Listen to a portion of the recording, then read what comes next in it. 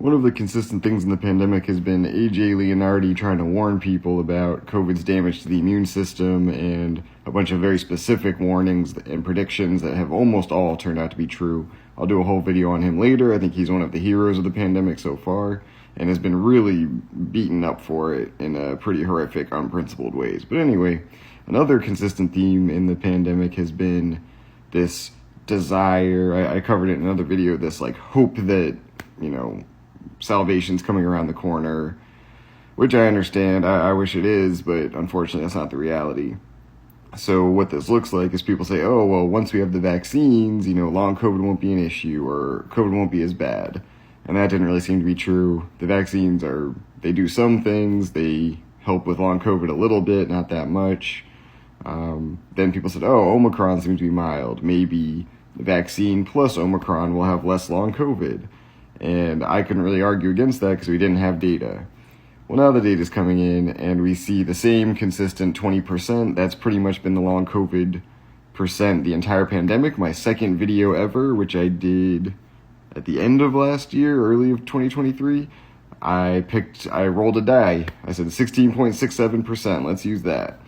And that's what we're seeing. So in Western Australia, they looked at people, 94% of whom had 3 vaccine doses at least, and 20% of those people had long COVID symptoms after 90 days. So this 20% number, somewhere between 10 to 20, long COVID can have a lot of different definitions. It can be, it's any symptom.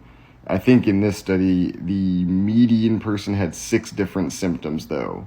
Most common being fatigue, trouble focusing.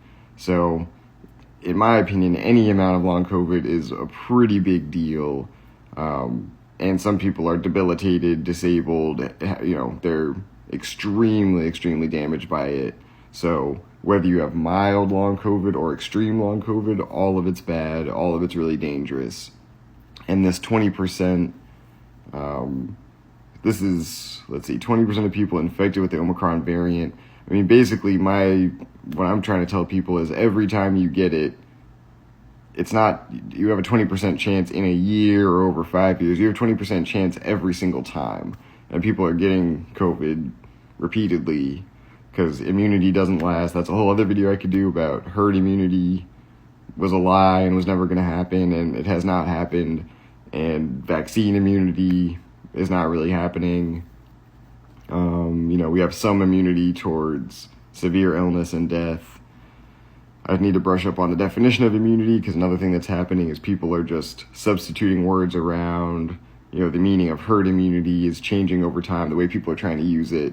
But if we think back, herd immunity meant if enough people have some level of immunity, we're not going to get sick anymore. It's not going to pass through the herd anymore. And that just absolutely has failed, and it's passing through us constantly. So anyway,